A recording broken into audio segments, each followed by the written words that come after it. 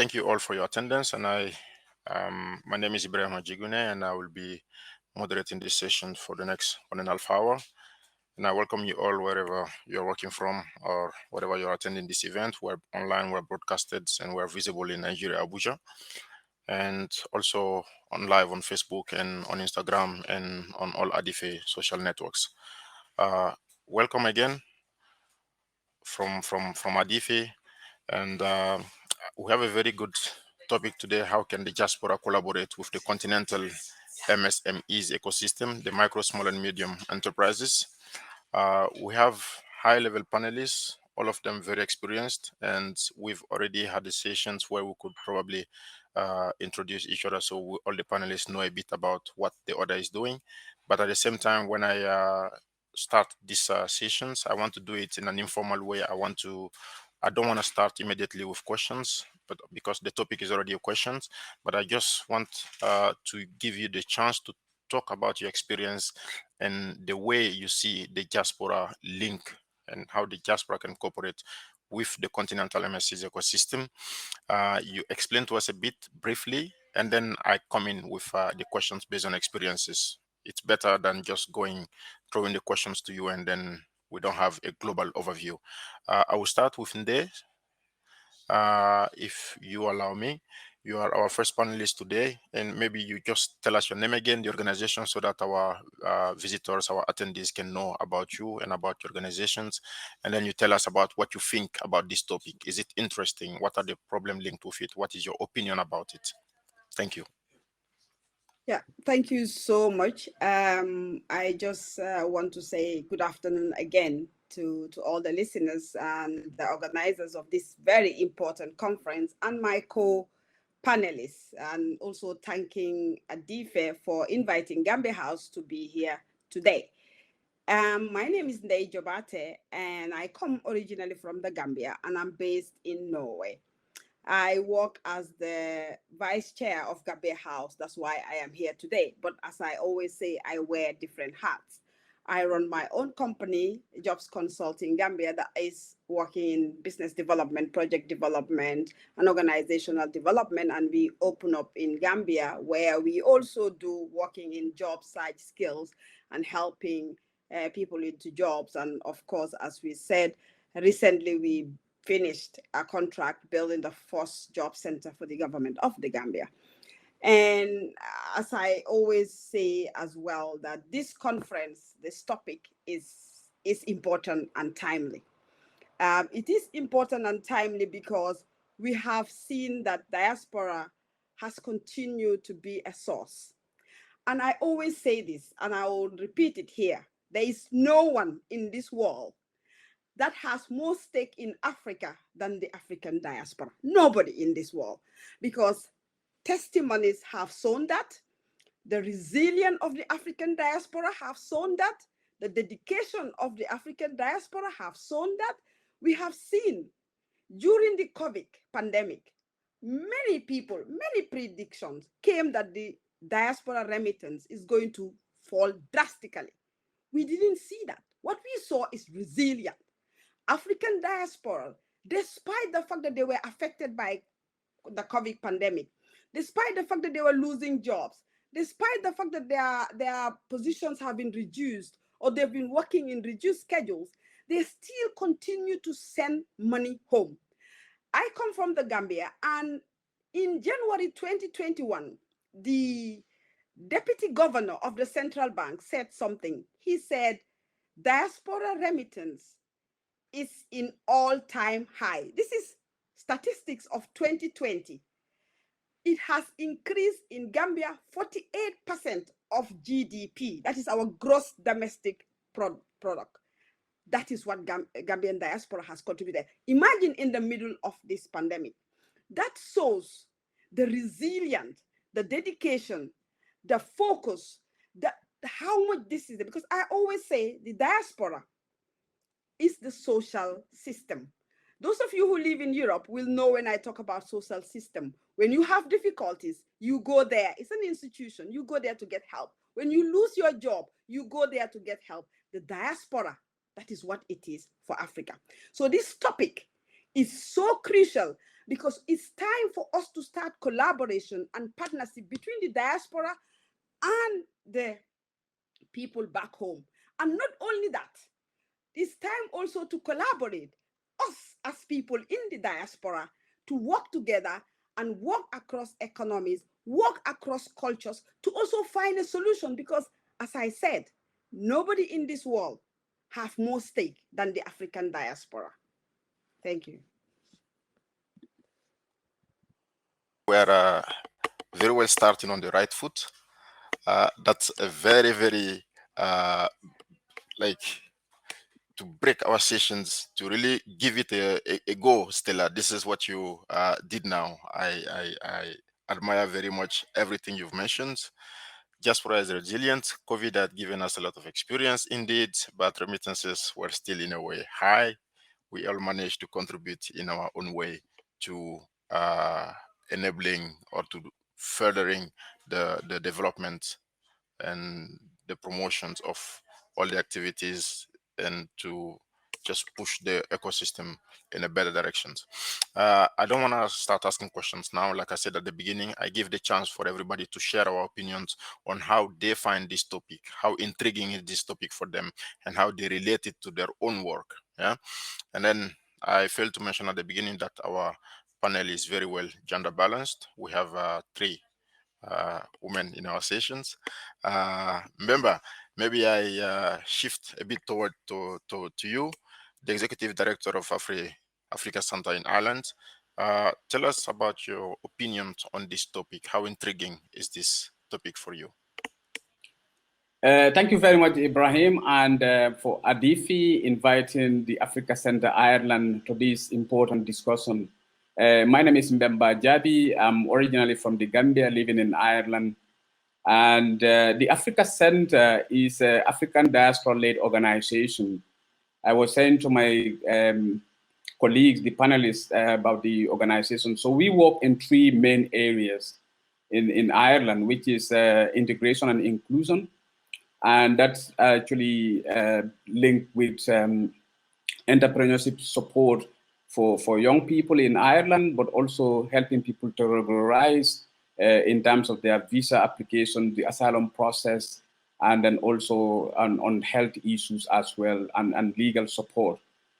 We do a lot of work around development education, trying to educate people in Ireland about the importance of African people, what Africans are doing for themselves on the continent, is, but also on policy and development. So we just recently started an Africa program in the Gambia, where we have the second branch of the Africa Center on the African continent.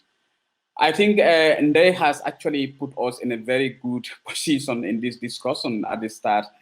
And then also the topic, the diaspora collaborate with the continental MSME ecosystem is very important. Nde mentioned quite a few number of points in his in her deliberation, but I think like we cannot emphasize this thing, the role of the diaspora that much in terms of support for the development of African countries, because the diaspora is coming from two perspectives. We actually have skills, and we have the know-how and the knowledge of where we come from. We know where our countries are, and we know where we are based as well, the potentials that actually made those the countries to develop as well. So merging the two, I think, is a great ammunition for us to support what is happening. As we are working in the Gambia, I'll give an example. They mentioned about the GDP. The 48% of GDP is very, very high for the Gambia, and that was during COVID. But we have also seen that 42% of the Gambian young people are unemployed. And these are the people who are crossing the Mediterranean Sea every now and then, if you watch the news. And this is the population that actually is the workforce of the country, and everyone wants to leave. So, and I think that the diaspora has a lot of skills to work with governments and institutions to make sure that there is job created for these people, but not only being employed, but these young people become employers themselves by setting up businesses and employ other young people as well. And then that will involve a lot of policy work with government institutions, but also with the private sector as well. And I think the diaspora has the capacity to actually bring in more investment. Like we have seen that most businesses actually fail with the diaspora, because that's something I think we are going to talk about it as well. But I think the diaspora can fix that, because we know the culture and we know how things can work. And I think this is very important discussion to take place, especially at this time of the year when everything is open up as well. And I think the COVID, we are getting ways to deal with it. So it will be important to actually work together, work with institutions, government, and people here can take something from this discussion to see how we can actually work together to make sure that we get African countries developed, because it's our responsibility as diaspora. Thank you. Thank you very much, Mbemba. Without any further delay, maybe I go to Bitania to give us your food of thought on this topic. Thank you very much, Ibrahima. My name is Bitania Lulu, who has worked in the youth development sector for the past almost a decade. I'm the Special Advisor on Youth to European Union Commissioner for International Partnerships, and I'm also a researcher, policy researcher at the international think tank called Center for Dialogue, Research and Cooperation, along with several initiatives that I use to ensure that young people's and women's voices are included in continental policy frameworks. I'm an engineer by training. I did electrical and computer engineering for my undergrad, but because of my passion towards Africa and its youth, I did my master's in African studies, specializing on human and economic development. And I actually did my thesis on the topic that we're discussing today. How diaspora engagement is actually related to the socioeconomic transformational development in African countries. And I saw a number of exemplary countries in Africa, though my study really focused on Rwanda, which has a great experience. But generally, to dive into the topic of today, as already has been said, Africans in the diaspora have both the capacity and the will to meaningfully take part in the economic, social, and political revival of the African continent. And the African Union has been at the forefront of continental initiatives to formally involve diaspora African as the sixth region, which is a great stride that has been implemented since 2012. So for the past 9 years, diaspora has been formally recognized to also inform the policy frameworks of the African Union. And it is with this understanding of the importance and the meaningful engagement of the diaspora that deliberations related to diaspora engagement are now woven throughout the African countries in the continent. Now, it is estimated that more than about 400 institutions in 56 countries engage diasporas throughout institutionalized programs or structures, and 1/3 of which have only started adopting policies of diaspora only over the past seven years. But migrant remittances are the most tangible and the least controversial link between migration and development. Our colleague Ndeye has told us that how great the diaspora of Gambia has really stepped up in the course of the pandemic by doubling the remittances. And it's a clear relationship between development and the diaspora. But a number of success stories also seem to suggest that it's not just the quantity of remittances flows, but also the quality of engagement that matters in the development of African countries. We can also just take a look at India outside of our continent, where remittances only take up of 3.4% of their GDP, but India experiences a major economic boost through the diaspora investments, which makes up of more than the significant amount of GDPs that we're talking about. But aside from these government-led policies and incentives, the private sector and NGOs and migrant associations have an important role to play to leverage diaspora resources for the benefit of their home countries as well. Moreover, some studies have found that a significant relationship between migrants, particularly the skilled ones, are shown in investment inflows to origin countries.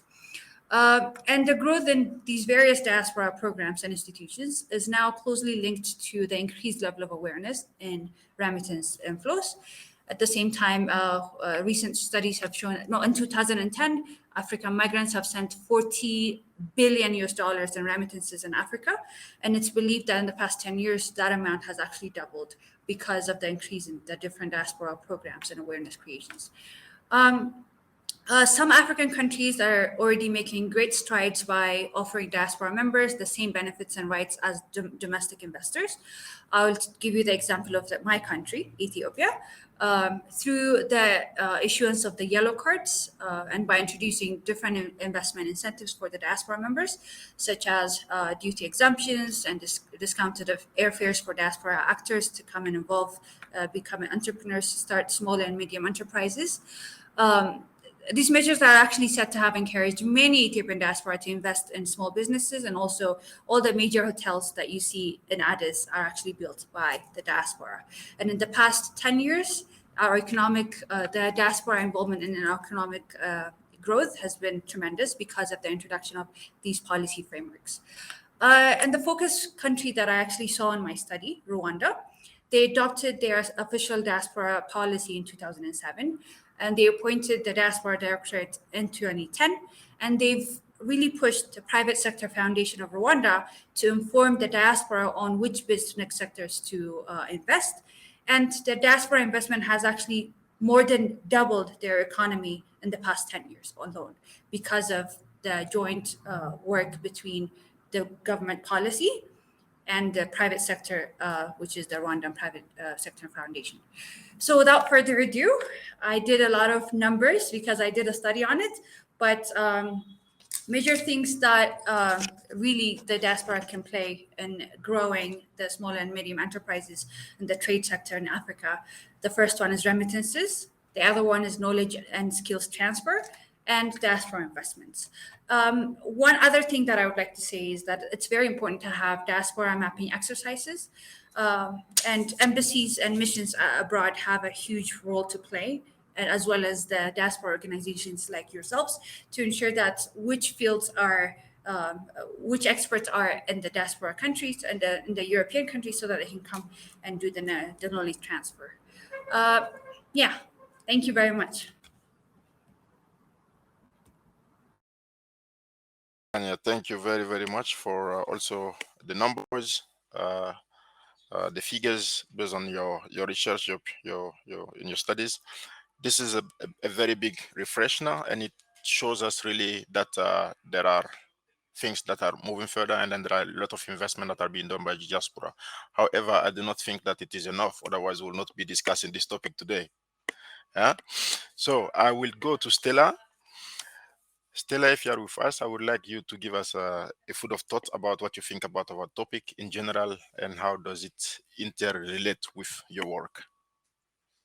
Great. Thank you, Ibrahima. I hope you can hear me. I know you cannot see me, but let me just hear you. And hear me. We can Brilliant. hear you very well. Brilliant. Thank you. And again, apologies to those who are listening and watching. I'm having technical issues trying to get my video on for this, and it's not happening. So you'll just have to hear my voice instead.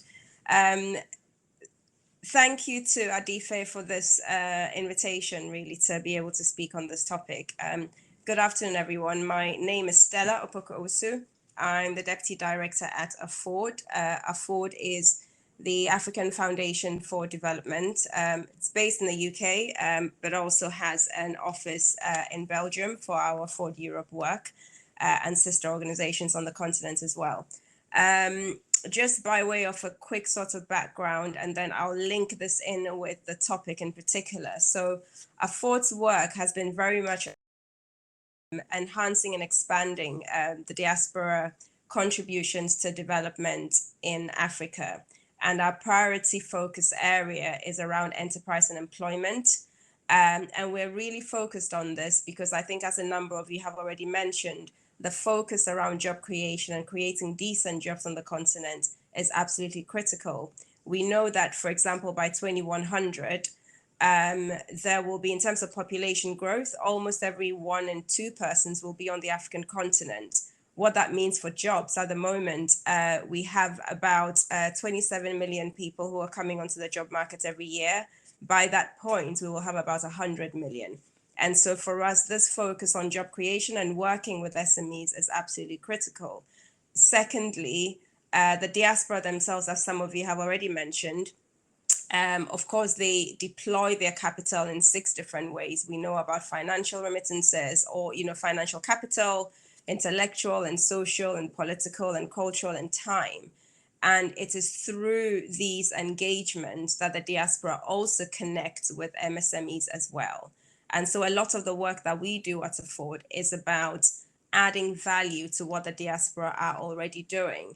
And what we've learned over the years in delivering our program of job creation, which we do through a brand that we call Afford Business Center, ABC, is about developing structures and platforms that enable diaspora contributions to be much more formalized, which also means that they make a much wider social impact than they are making at the moment.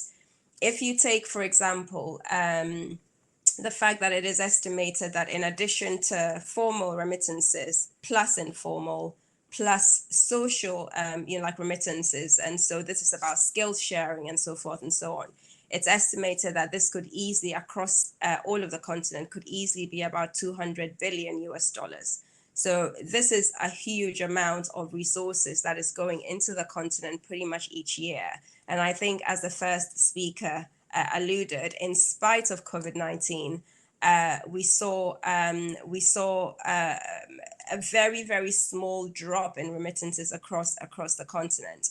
And if you look at from 2 years ago to last year, so 2 years ago it was about $85 billion US, and last year was $82 billion US. And actually, that $82 billion US is because Nigeria in particular had a drop or thereabouts. And so if you were actually to take Nigeria out of the picture, you actually have an increase in remittances to the continent last year. So I think that point about the diaspora being a significant stakeholder and being able to support in this area of job creation in as far as Afford's work is concerned, and of course collaborating with MSMEs on the continent is absolutely critical. And we've done a lot of work on this, and I don't want to go ahead with some of the examples because I think Ibrahima wanted to ask some specific questions. So I think I will stop here and hand back to you. Thanks. Good. Thank you very much, Stella. I take some points that your work is more about adding value to what diaspora is doing and then trying to have a platform to make diaspora contribution very formal. So thank you all for your insight and your input. Now I will drive through my questions, and not only my questions, but of course our participants also, if they do have questions, they can just jump in and ask any question in the live discussion box. So I was saying at the beginning, because of course we were all giving the positive aspect of what the diaspora is contributing and how efficient is our work and how good it is. But let me just pull back a bit to the small and medium enterprise reality.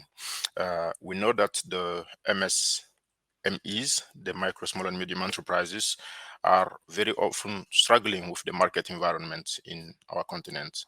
And we also know that there is a lack of access to finances, a lack of access to market. There is a lack of skill and supportive. There is no supportive policy to guide them in their work.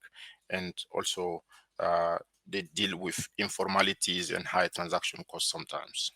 So bearing all these things in mind, the environment is very much hampered by the lack of management and capacity and skills. Bearing in mind everything that I've mentioned now, how can diaspora really come in and facilitate this work, especially bearing in mind that the diaspora is sometimes not in the African continent, and with all these challenges that the MSEs are facing, how can the diaspora realistically make a difference in their work? Ndeye, please. Thank you. Yeah, I just want to reiterate back this thing that diaspora is not in the continent, because I always tell people that we don't hold that that works, because diaspora is not in the continent. They are in the continent, because I am from Gambia, and I'm just going to bring the experience of a lot of the time, those in the continent look for information from the diaspora. We, the diaspora, give them what is happening even in the country. So diaspora is really living in the country despite sitting in Norway or in England or in the UK. So what the challenges I think that we need to look at is that to be able to create that ecosystem where diaspora is comfortable and trusting the system, the ecosystem, the MSMEs, to be able to invest there, we have to be able to create that ecosystem. I think it's a big challenge. There is this, I always call it, there's this euphoria about the ecosystem, but we haven't really worked to bring those ecosystems into place and give them the necessary viability, bring them together, give them the necessary capacity training they need, and then assess their economic viability. That would give confidence in the diaspora to invest in. Why I'm saying that? We have seen, again, back to the Gambia, we have seen with the development social media, what I always call philanthropic giving by the diaspora. The Gambian diaspora have consistently raised funds in the education department to help young kids who cannot go to school, pay their school fees, get the materials they need. And this is with the advent of social media. Now we are moving from remittance now to the philanthropic giving. We have also seen consistently the Gambian diaspora mobilizing resources to pay for health cost, for health care of individuals who are extremely sick, either needing international help, medical help, or locally help. And diaspora has raised these funds without any problem. Now, what are we doing about that philanthropic giving? That is a pool for crowdfunding. We talk about crowdfunding, lack of capital that goes to the MSMEs. We can use that as a leverage to push back home, because that is already there. But there's a little talk about this philanthropic giving, because I guess it stays as social media, and then it stays as people who are affected. That can be also a good force. Also, another thing I just want to say also that is very crucial. There's a huge burden on the diaspora. The burden of taking care of their own families, and the burden of taking care of other vulnerable people that also cannot, as I said, the people going to school that cannot pay their education, the health sector, and then making sure there is stability in the country. These are the burden diaspora have. Now, we have to also go back and reflect. For diaspora to invest, we also have to invest on the diaspora's capacity as well, because diaspora needs capacity building themselves in order to be able to also go down and invest. It's happening already. We have seen diaspora impact investment as well. There has been years diaspora in impact investment, and I'm sure in across Africa as well, other countries. In Gambia, we've seen people giving money to their families just to cut the burden of dependency, and they build businesses for them to run it. And some of these businesses become very viable economically. We haven't also started looking into that. And I'm so happy that Betania talked about mapping. We should be able to start mapping, because we cannot connect. We cannot talk about collaboration when we don't even know who is doing what, where are they. That mapping is very crucial so that we know who are the diasporians that has money. Like in Norway, the Gambia has what we did. We have what we call the Nordic Gambian Diaspora Investment Forum. And I invite all of you. We are going to have it this Sunday, actually, where we look at the diaspora businesses in the Nordic and try to link them with what is happening at home in terms of businesses and how to invest. We need to be able to map that, because that makes the work more easy, and then map out those in the Gambia or in Africa to also assess them, put them in. We started to draw up at Gambia House also what we call impact startup. It's an idea we have here in Norway that we work with that, where we go down to the Gambia, assess all the businesses, MSME, at all levels, get them together, give them the required training they need with business development, with all the business experts to be able to help them. And then from there, you can tap on the diaspora to invest, because already these people went through the program that they've assessed their economic viability. Diaspora is interested in economic viability, because no matter be the most, management is an issue for them, but the economic viability and return of their money is very crucial. So I think one thing we need to tap on, philanthropic giving that is now coming out because of social media, impact startup, where you will have both ways. The people, the MSME that are in Africa, giving them the access to build their skills and capacity to make them economically viable for diaspora investment, and the diaspora in the diaspora building their capacity to make them also not only as investors, but as also people, entrepreneurs who will build businesses and create jobs. For now, thanks. Thank you very, very much, Stella. Stella, I did not mean that the diaspora is not living in the continent. I mean, sometimes we're not physically there, but of course we have the knowledge, and then we have all the information about how the continent is performing. And this is why we act sometimes as advisors to those that want to invest in our continent. So we are very much in the continent. I rectify. Okay, Bitania, do you want to add something to that, to those challenges that we mentioned, and the point that Stella Nde mentioned? Sorry. Yeah, and they mentioned all of it. So all the points that I was thinking about, she actually very much went into it.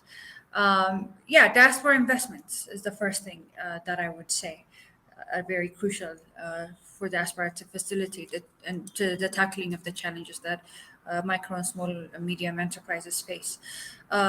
Because of the COVID pandemic, most businesses have been digitalized, which is great because Africa has not really been much of a digital continent.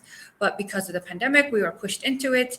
And most of the informal sector, the traders, the small and middle enterprises have been forced to pick up digitization skills, which is a plus.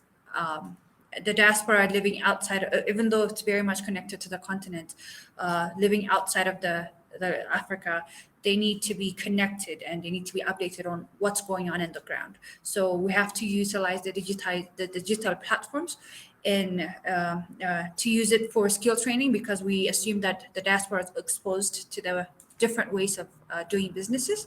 So they have knowledge and they have skills and they have innovative ideas. I would suggest that the diaspora is responsible to use various digital platforms to ensure that these knowledges are actually transferred to the small and medium enterprises that are on the ground in the African continent. Aside from that, of course, the mapping is very important because different diasporas have different interests and in the different sectors of businesses. So if we have a platform that we map out which diaspora is interested in what kind of sector, it would be easier for even the micro and small enterprises to reach out to those diasporas that are of interest to their businesses. So collaboration is very important. Knowledge transfer, skills transfer is important. Utilizing the digital platforms that are there, and also investing in the sectors that the diaspora are interested in. Much, Tanya. Mbemba, any food of thoughts to the struggle that the SMEs are facing in the continent and how we can help them specifically? Yeah, thanks, Nde and Bitania. They have actually put this set the stage. I live in Ireland, and you see, like, Ireland is a very interesting country in the sense that when you look at the diaspora, like, in fact, it's just recently we are actually classified as diaspora in Ireland. Because if you talk about diaspora, you are talking about the Irish diaspora. There's over 20 million Irish diaspora out there, and there's 4 million in the country as the population. So you can see. But Ireland actually developed because of its diaspora. If you look at Ford cars, Ford origin is actually from Ireland. You look at the presidency in the US, apart from Donald Trump, Ireland has linked with all the former US presidents, including Joe Biden at the moment. So you can see that I think that the diaspora has a great role to play. And then, like, personally, like, I think personally, they mentioned this, like, I don't actually see the negativity of diaspora involvement in the Gambia, because what Africa is going through at the moment, there's a lot of reforms there, even though it's at a very slow pace. There are issues with, like, for example, bureaucracy and other things. I don't really want to talk about those things because I think the diaspora can actually help to fix those with our own experiences where we are. Mentoring is actually one of the great things I think the diaspora should definitely get involved with. There's a lot of diaspora experts in terms of policy, programs, how to do things. Maybe these are some of the things that we need to share with people. And also diaspora has the means to provide the finances to these MSMEs in the continent. I actually discussed that before. There is a lot of discomfort because most of the diaspora also has invested in these countries and their investments belly up. The investment fails because they work with families, they work with friends. But I think the diaspora, we the diaspora can actually resolve this. I will tell you an example. We actually had a discussion with the central bank in the Gambia during the start of this year. What I was actually looking into, first of all, they're talking about this huge amount of remittances that have been sent to the country. But we are saying that, okay, it's good because sometimes remittances, you don't actually know whether the remittances have actually reached the target. Though remittances being spent to finance schools, healthcare, people to feed, like to families to provide food, but we need to actually start investing these remittances in a productive way in businesses. So I was giving them an example, like the Africa Center. Probably what we could do is that I know that like a lot of training, we don't want to go into training. They and others are doing the training. There's EU programs doing the training. People are already ready. They have a business plan, but they don't have investment money. So why can't we actually be the go-between between the diaspora and these young people, whereby the diaspora have money, these young people have a business plan, whereby we put them together. A diaspora can own maybe 60% of the business, while the person on the ground actually do the work, but the Africa Center will be there to facilitate, to make sure that all the legal requirements are achieved. But in order to do this, we have to also work with the government departments that are promoting trade, the Ministry of Justice that are responsible for the registration of companies and businesses. So this is, I think this is where the diaspora can come in. They mention all the kind of capital, the social capital, the financial, the political capital. I'm telling you, I don't know, but like each and every government in Africa, diaspora has linked with. So maybe we need to actually use our influences as well. We need to actually see, to exchange with them, why do we want to see our countries prosper as well? So we need to do that. But another thing also is that I think the recognition of the diaspora, I wouldn't do justice to myself if I don't present this thing. Actually, the current dual citizenship status report on the continent, I did that for ADYFE in 2017. So that is actually preventing a lot of diaspora investment on the continent. We need to actually talk about this. You get a dual citizenship somewhere else, you don't have requirements in your country. It is making it difficult for people to invest. I know Ethiopia has a yellow card system, but at the moment in Ethiopia, even taking money out is a problem. So like foreign currency. So these are some of the things I think we need to actually discuss. So we have the solution. It's not that the solution has to come from somewhere else. No, there's no expert that is going to come and eyes or like, I don't want to make name callers, but we the Africans have the solution to all this that is happening. And I think we need to actually have discussions like this and then actually see how do we work together, because we have the expertise, we have the knowledge, we have the experience, we know the connections here. Even the banking system, some of us are actually also working with the African Institute of Remittances. So in order to reduce the cost of remittance transfer, it's actually the corridor, some of them are just too high. So we need to look at all these things and make sure that the money is actually given into the MSME development on the continent. Thank you. Thank you very much, member. Still, I did not forget you. I don't know if you want to add something. Otherwise, I will go to another next question. But you can quickly add a food of thought if you have another opinion. Sure. Thank you very much. I will add to it. I'll try and keep it brief. So yes, I think just a number of points have been made really, but what I wanted to try and bring was a little bit more of the practice. But of course, to start off by saying that, of course, the focus on MSMEs is particularly crucial as well. SMEs creates the most jobs basically on the continent.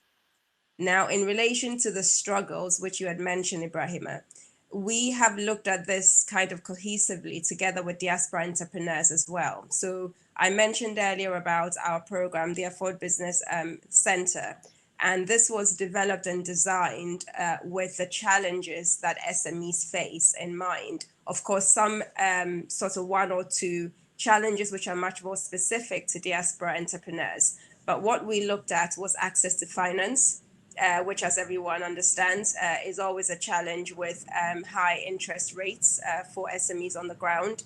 On the diaspora side, we also looked at the fact that often, because the diaspora who have businesses on the ground and are looking to scale up, do not have access to transnational finance because it's not in the interest of foreign banks in terms of the amounts of money that they want to borrow. We also looked at at knowledge and skills and how you develop that for local entrepreneurs and also for diaspora entrepreneurs as well. Again, in the case of the diaspora entrepreneurs, very much in relation to having this sort of transnational approach where they can access support in Europe, in the UK, and they can also access it on the ground. And to do that, we partnered with business development support institutions on the ground. And then, of course, we also looked at the area of policy as well, which of course impacts on the business environment itself. So the structure that we came up with was also to address this area of policy and to influence policy to create an enabling environment for doing business in Africa. And then, of course, another area where SMEs and MSMEs struggle is around scaling up. Which is a massive challenge, especially once they get to the the SME sort of level, where they are kind of in the middle, which is called the middle. This is a real sort of challenge for scaling up, and this is where we've sort of focused our design and the efforts that we've brought into the program. There's also an area that we created, which is around innovation. And it's very much around developing structures through which I mentioned earlier, through which the diaspora can also send or invest money, but also invest their skills as well. And so within these different areas, what we see is that the diaspora are also part of this ecosystem that we're talking about. So when you look at diaspora businesses on the ground, diaspora entrepreneurs, diaspora investors, they're also a part of this ecosystem as well. They are either contributing or they're also on the receiving end as well. So the ABC program, what it does is to provide finance to diaspora and local entrepreneurs. And we do this through a matched program as well. And I'll mention that again in a moment. We also provide business development support in Europe, but also on the ground in the countries that we're in through as well. And then we have what we describe as diaspora investments and policy forums, which brings together diaspora and local entrepreneurs, as well as policymakers and other stakeholders within the ecosystem to address the challenges around finance, around access to resources and knowledge, and just understanding, the whole environment of doing business. Within the innovation sort of category, we've developed a diaspora volunteering platform. So Afford has been doing diaspora volunteering over the years. And over the years, we've engaged something like formally, but informally, it is much more. But formally, we've engaged just over 200 diaspora resource persons, as we refer to them, who've provided tens of thousands of their time to mentor, to coach, to train businesses on the ground. So there is a lot of collaboration already in there. And then we, of course, in terms of scaling up the work, as I said, we've been running the ABC program over the last 8 years or so. And we're now in we've done about 9 countries. We've just started a new ABC West Africa program with the SDC who are funding this. And this is in Nigeria, in Ghana, in Benin, in Senegal. And again, it's looking at supporting diaspora and local entrepreneurs. But I think in terms of, as I was saying, the diaspora contributes as well as are on the receiving end. In terms of the contribution, some of the things that we've done in terms of setting up a formal sort of channel for them to be able to contribute is that through the finance program that we had, we've been able to realize through a match fund of 80-20, where we provide the diaspora with 80% and they put in 20%.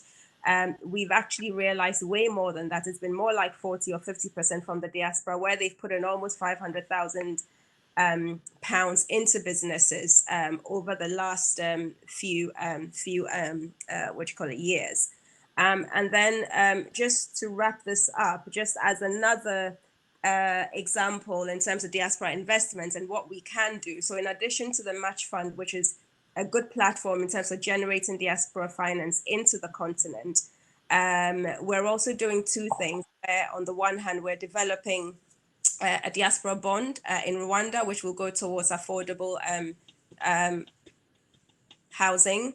And then we're also looking at what we're referring to as a remittance guarantee loan scheme within the new ABC West Africa program, which started this year, which will be looking at how we can support SMEs on the ground to be able to access loans and be able to identify the guarantors or to have the guarantees to be able to do that, because often that's also the challenge for them. And then finally, we are also working with SNV in Ghana to develop, we are piloting a program that is looking at generating or at harnessing diaspora investment through crowd lending into businesses within the green economy in Ghana. So I'll stop there, just a few examples in terms of some of the very practical things that we can do around diaspora collaborating and supporting MSME ecosystem and also, of course, being a part of the system themselves. Thank you very much, Stella, for really these detailed points and answers to all the panelists about all the points that they mentioned. We know that the diaspora is having many hats. We have the hat of investors, and sometimes we have the hats of diaspora entrepreneurs.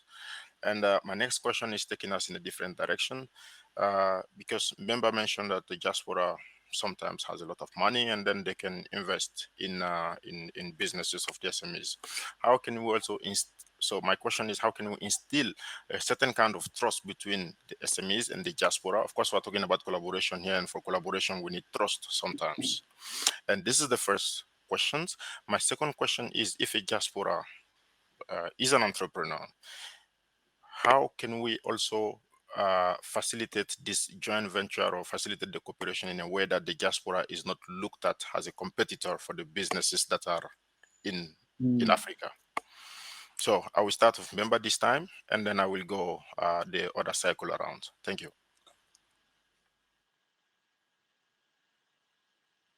Yeah, I will write my question here just so that you can reflect on it.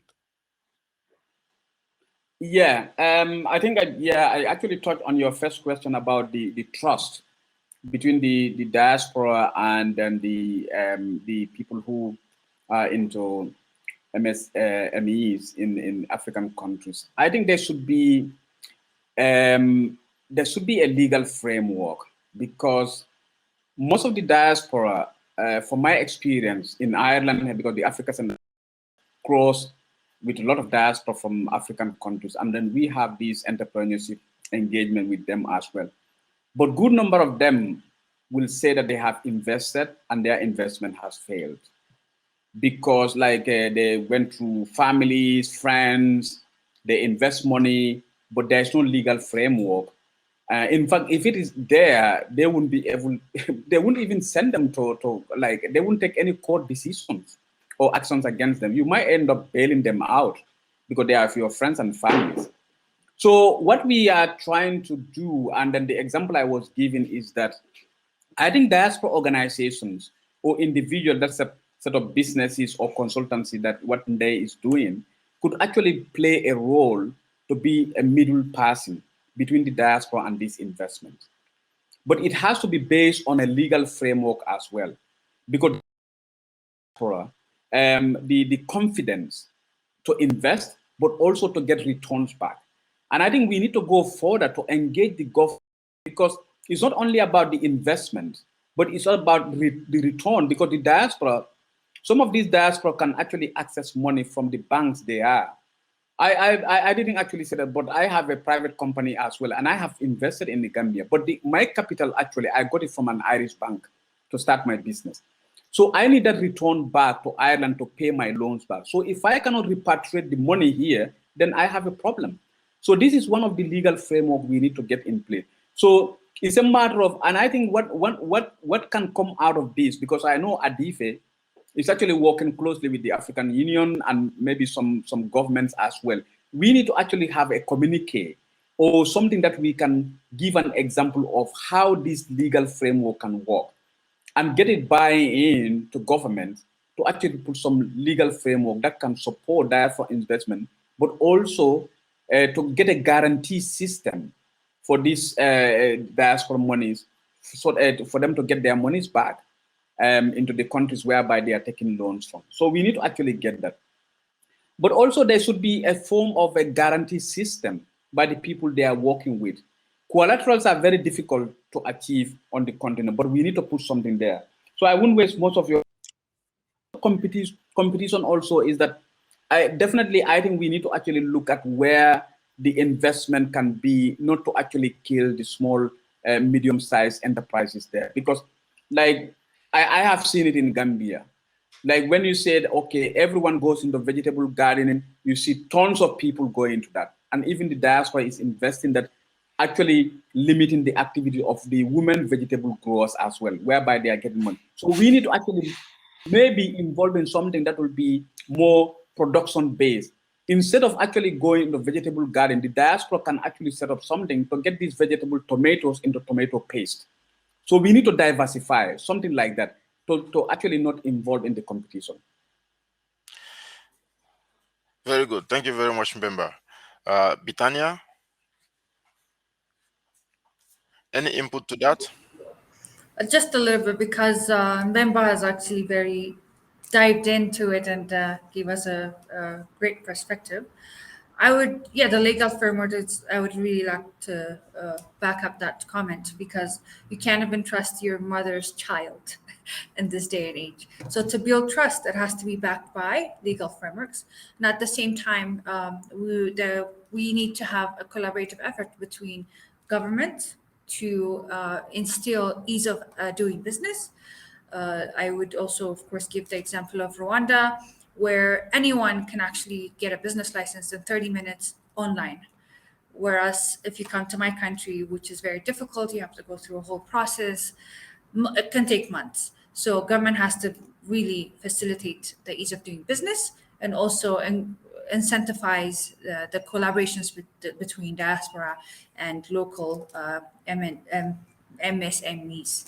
How do we facilitate? How do we facilitate this cooperation beyond the government? I've said in my address earlier that NGOs, diaspora organizations. Okay. That was Yusuf. Please mute it.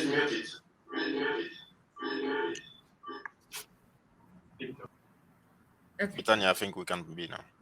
All right. So beyond the responsibility of the government that has to play with the ease of doing business and with the registration, the legal framework, the private sector, the NGOs, and the different diaspora organizations like ADYFE and the different ones that each of you are representing have to play a part in creating and strengthening these cooperations between diaspora and local business enterprises.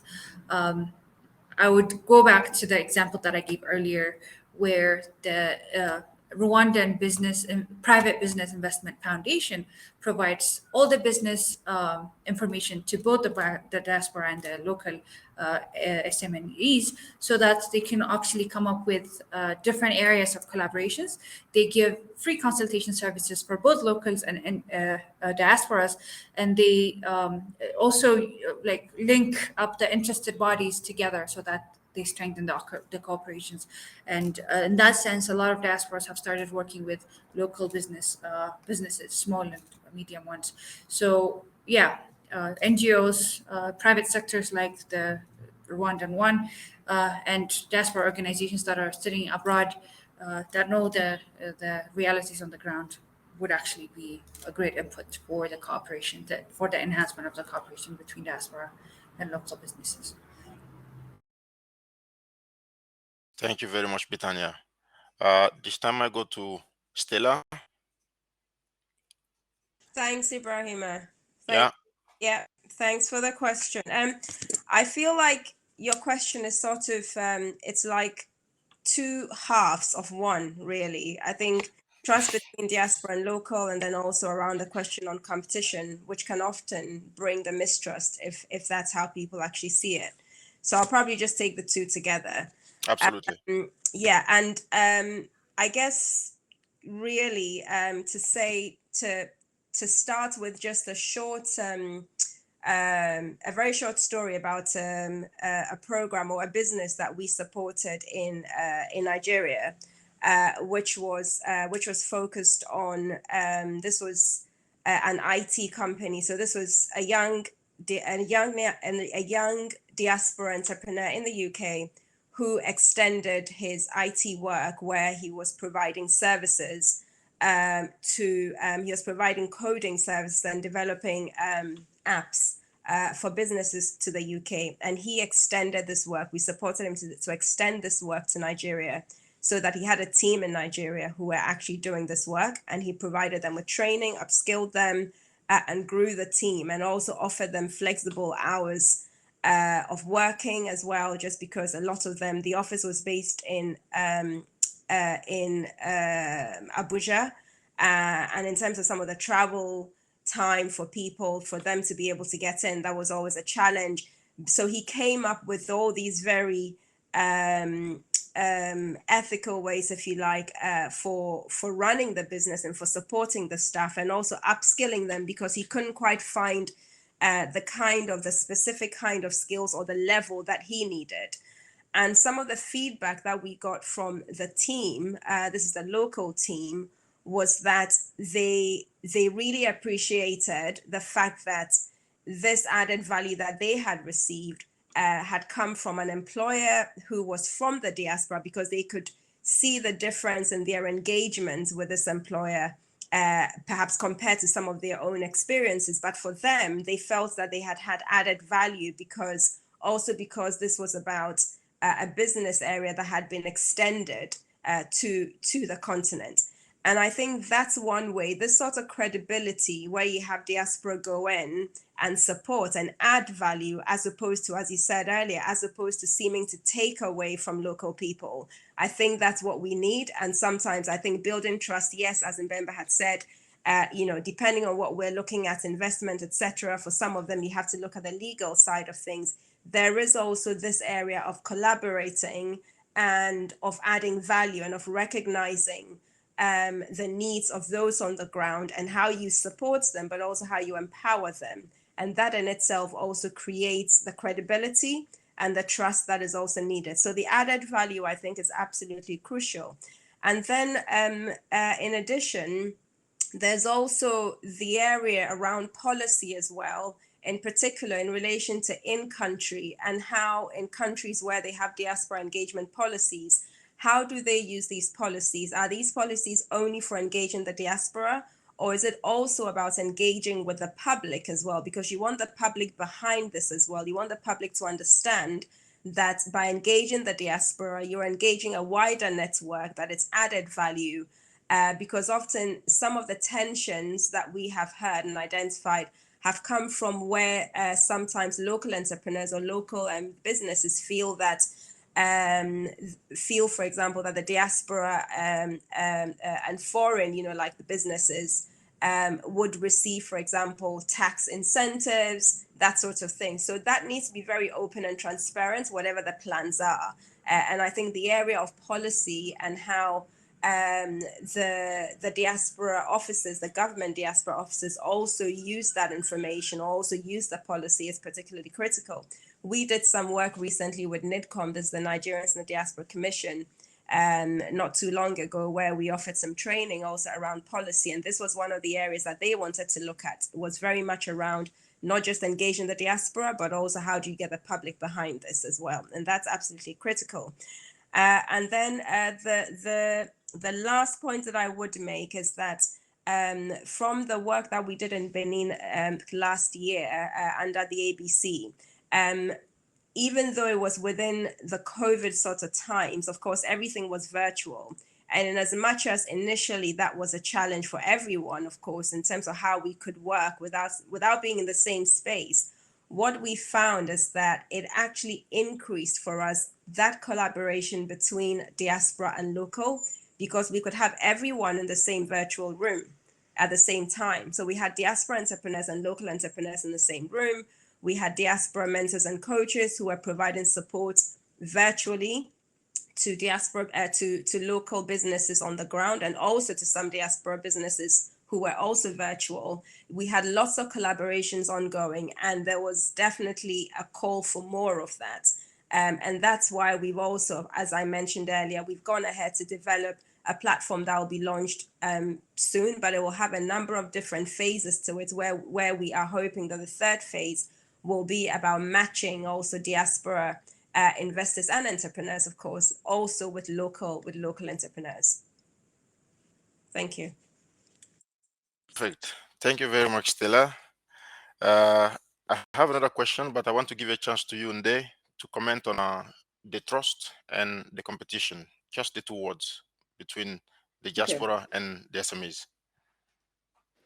Yes, I agree with most of the things the speakers have said, because the trust, if we don't go into value add investments, then we are having challenges of trust.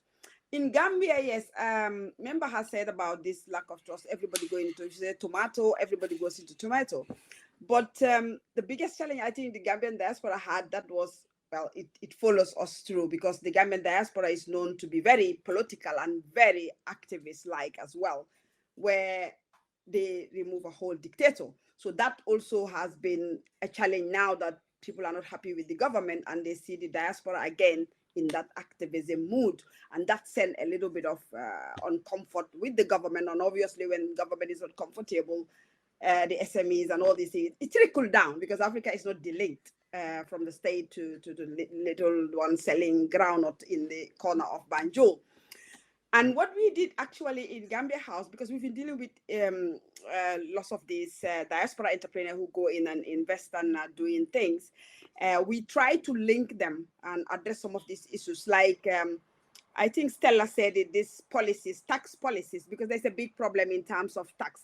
They have this tax policy that tax exemption, but the diaspora are failing, especially diaspora entrepreneurs. They are not benefiting from it. It's more of a European tax exemption. When diaspora have their businesses, they go in there, they don't benefit in that. It's targeting them. Those things I think needs to be removed so that they can build the trust. But then again, when we realized there are so many issues, the Gambia House, what we did was that we started living from the top, because we used to go from, we have the Nordic Investment Forum, where we bring Gambians from the vice president down to Norway to have discussion within the Nordic perspective. Now we decided to say, let's go down to the institution level. And we are seeing that has worked, because we are going to launch soon a project on women in rice production. And that happened when we went down to the institutional level.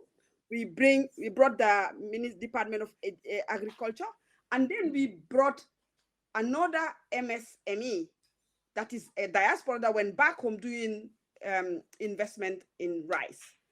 We brought them together, and then a microfinance bank. We brought these three to be a multi-sectoral collaboration with Gambia House to start this project and test it. The whole idea actually about this whole thing is that we will be able to build a trust and make the diaspora more comfortable, as well as the people, because all these things came out from when the diaspora, the Gambia House took over and told the Department of Agriculture, you have all this program with the rural women and the rural people in terms of rice production.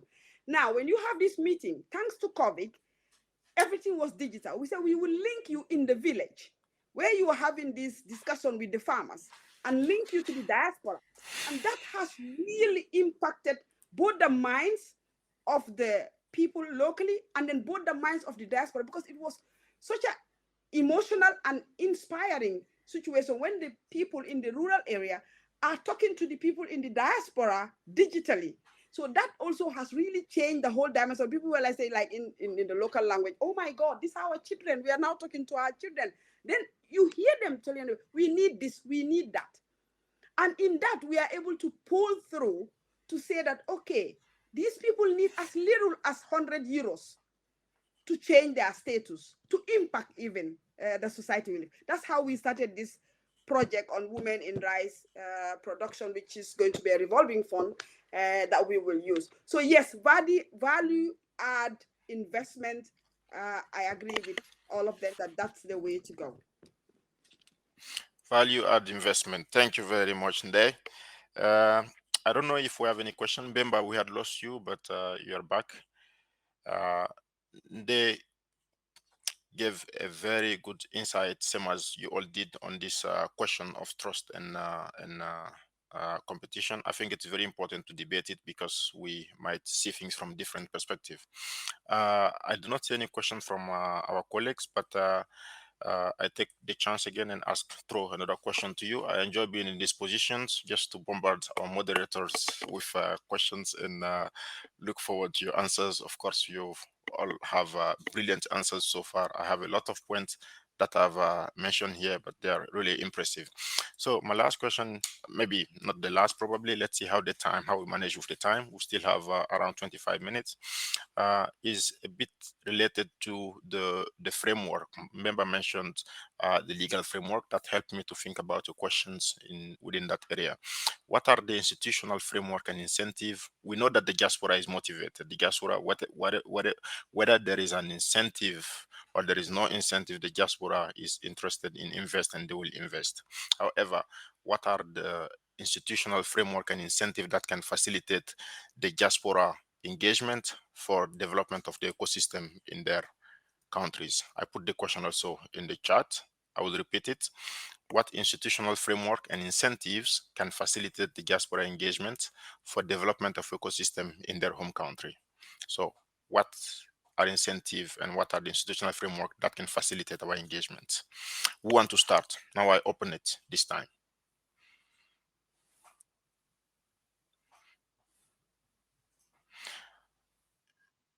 Perfect. Thank you. Yeah, I think the most important thing, I mean, we have experienced as Gambia House is this tax exemption, because that has really been a headache for the diaspora, for government to be very clear, as Stella has said, very clear about these policies, who it is for, or is it for everybody? Would the diaspora benefit from it? Another thing that we saw actually is the visibility actually of these MSMEs as well, because there is no central place where the diaspora could also go and see that these are the people. You just have to do it randomly on your own pace, with your own hands, on your own time. With the diaspora, as we know, they don't even have it, because most of the diaspora, they are full-time work and engage in many, many, many things at the same time. So the visibility of existing opportunities that they can leverage, that is very important. And also the barriers, because diasporas are very skeptic. We have to be very, very, very honest about that. They are very skeptic to things. We should be able to, that should also be very clear, that the barriers to overcome some of these challenges as well need to be very visible there. And then there's this issue around management difficulties. That is in terms of finding the right partners. We have diasporians who went down to the Gambia. They invested, created employment as a temporal time, like members said, they failed. Some of them failed. And we have some still hanging, because they come back to us when they have difficulties, advices, how do we help? Because they hang there and they have these difficulties in terms of finding the right partners. The cost also, I mean, sometimes when people tell me about costs in the Gambia, I get shocked, because I thought Norway is the most expensive country in the world. But when I hear some of these costs, I get scared. So these are also some of these things we looked at and we see also. And then the expectation of the MSMEs, that is very important here to also talk about. Some of these MSMEs expect the diaspora to just put their money and shut up. I'm sorry for my language, but that is it.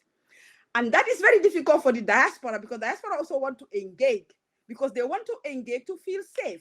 So for the diaspora to feel safe and trust and all these things, they need to be engaged part of that process of running that institution or that MSME. It's not like I come dump my money and leave. Some may do it, but in general, that also has been one of the challenges.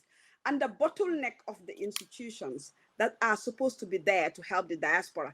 I know other countries are more advanced in terms of Gambia, but we still have a diaspora directorate that is still not functional to be able to really give the right support the diaspora need, to be able to help and support the diaspora, apart from MSDG that is on the ground, that helps the diaspora, but the directorate is there, especially when it comes to issues of when you send your container. Like, people call us, as simple as I send my container, but they're not even giving me any exemption. Not only that, it stays there and it's increasing, the cost is increasing.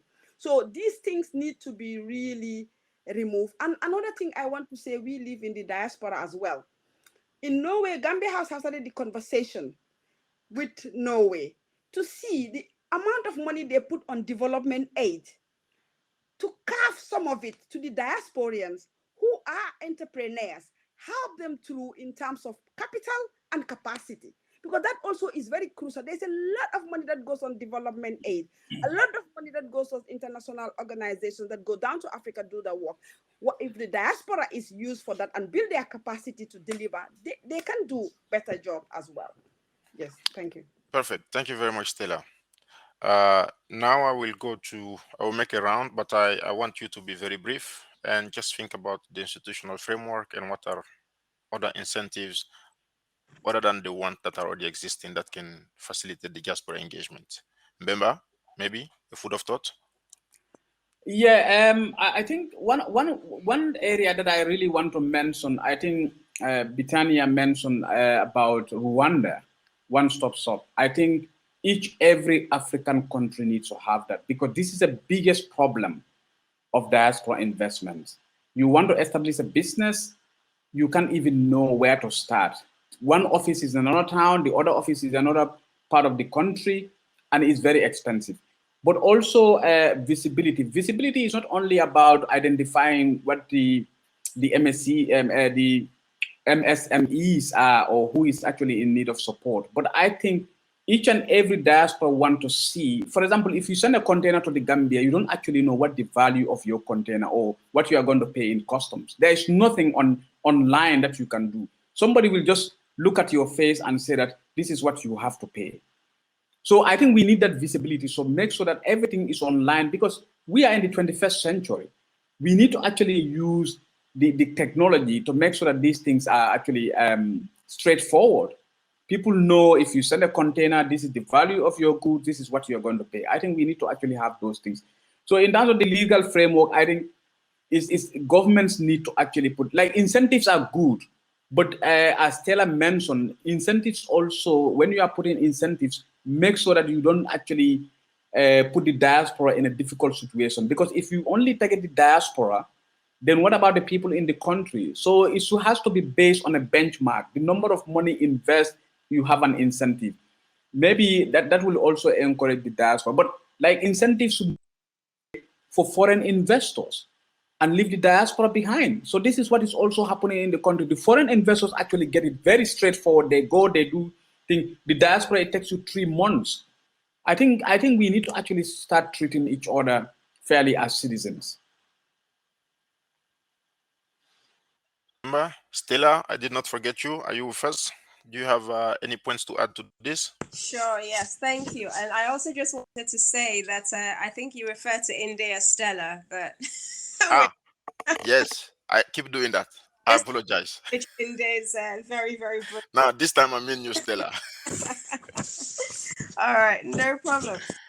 Yes, I just wanted to add in terms of incentivization for the diaspora. I think I'd mentioned earlier about the need to have platforms and structures. I mean, this is from our experience. This is what we've seen through the ABC program overall, because we've set up structures for the match fund, we've set up structures for volunteering and so forth. We've been able to really engage and harness diaspora resources. And it's also because they can see that whatever contribution that they make, it will actually go further as well. And so I think that that's really important. I think on the finance side, which a lot of us have spoken about quite a lot, that element of developing a program or a platform that seeks to provide a match fund or a match loan or whatever that is, but essentially it's saying we know that the diaspora contributes all the time, and what we're saying is we can match that, or we can even double that.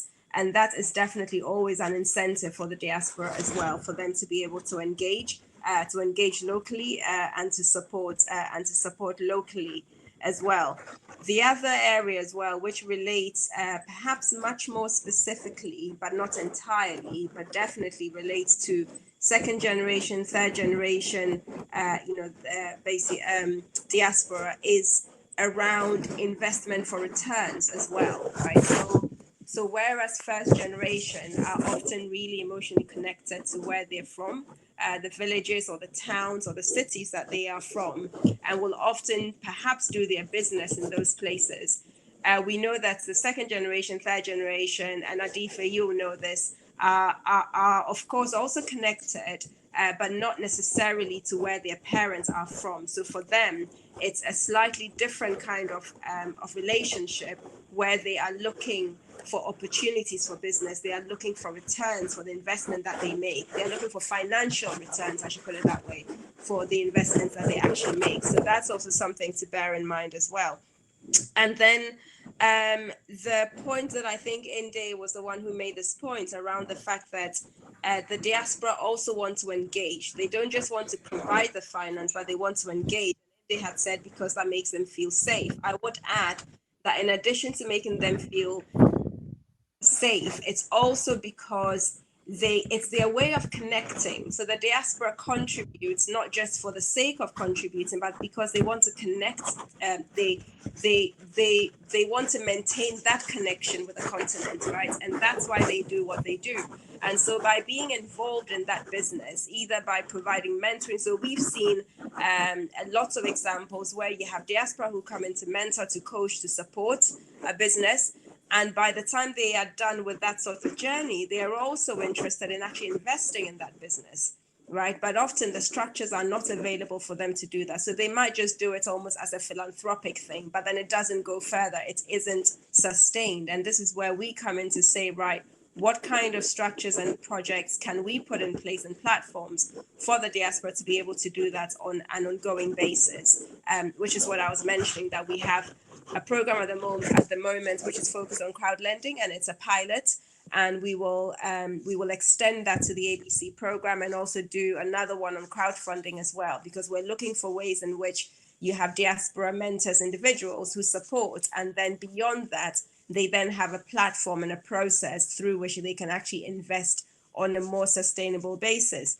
And then my final point in terms of incentivizing diaspora is that we also have to remember that the diaspora are also not a fait accompli, if you like, for the continent. They are added value. So the diaspora are not there to replace, and the diaspora are not there to do everything, right? There are areas in which we can all see the contributions and what can be significant. And we're saying, let us leverage that. We're not saying it will be everything. We're saying we need to leverage that. And therefore, building the capacity of the diaspora is also critical. So when we engage diaspora entrepreneurs, even diaspora investors, we provide support and training to them as well for them to do what they're doing even better. And that is critical. Thank you. Thank you very much, Stella. Good. I still have 12 minutes. Yusuf is with us just for the closing, but before we reach there, Bitania, I wanted to ask you if you have any point to add, particularly because of yes, Yusuf? I still have time, yeah? Okay. Yeah, you still have time. Thank you. Bitania, I want to particularly talk about the Ethiopia case. What are, if there are any institutional framework and incentives that are already facilitating the diaspora engagement for the development of the ecosystem in Ethiopia, if you know of any? Yeah. I mentioned the yellow card, the introduction of the yellow card. Ethiopia, unfortunately, does not allow dual citizenship. So once you've attained another country's citizenship, you're not an Ethiopian. But for Ethiopians that are diasporas, the government introduced the yellow card, whereby diasporas have equal rights to invest in any businesses, just like the local Ethiopians, which has really created incredible strides in the past decade or so. You've seen a lot of introductions of new innovative ideas, incubation hubs for entrepreneurs. The technology sphere has grown because of this introduction of the yellow card. Of course, there are still challenges with the ease of doing business, but there are still improvements compared to 10 years ago. The other thing that I would like to mention is that the meaningful participation of all key stakeholders for sustainable development, which includes the diaspora. So I would suggest that when government comes up with these kind of policies and also revises policies, and they need to have diasporas on the table discussing the different frameworks to improve it and to own it, because if there's no ownership, then the diaspora would feel pushed out. One thing that I found very interesting from the Rwandese experience is that they have, each year they have a Rwanda Day, where the president himself goes, they select a country and they have a huge celebration where the president directly interacts with diasporas. So they see the progress of the diaspora engagement, they revise the policy, and they have open discussion about how to better, how to improve the relationship between the diaspora and the country, which is a great approach that can be replicated in different countries. The first African country to ever adopt the diaspora policy was Benin. That was in year 2000, about 21 years ago. And then Senegal followed, then Rwanda followed. Still not a lot of countries have specific policy framework for diaspora. And researchers have shown that those countries that have specific engagement policies for their diaspora have gained a lot of economic and social improvements over the years. So the adoption of specific diaspora frameworks and policies would actually be instrumental in having the diaspora invest in the medium and small enterprises. And the last point would be having diasporas as members and leaders of scientific and technical networks as well, so that they can also conduct their own research with the government support and with the local partners. And they can really push for a better approaches of doing businesses, as well as better facilitation of knowledge and skills transfers. So that's it. Very good. Thank you very much, Bitania. Although I have one more question, but I don't think that I will throw this to you. I will not torture you any further, even though you were all very well prepared. You answered to my questions very well, and then I'm very satisfied with all the answers that you provided. I saw really an expert knowledge from all of your side about the diaspora issues and how to contribute, how the diaspora can collaborate with the MSMEs ecosystem. Thank you very much all for really making this very interactive and very intuitive. I will call Yusuf now to join me. He's Hello. the co-chair of ADYFE, and Stella was introducing ADYFE before, but I'm sure you've known Yusuf or you've heard of him. I will give him the chance to close this session and then tell us a bit about how the event is going in Abuja, since we're not there. Yusuf? Hello. Oui, I'm here. Can you join via video? This is the Can you see me? You are Rufian, yeah.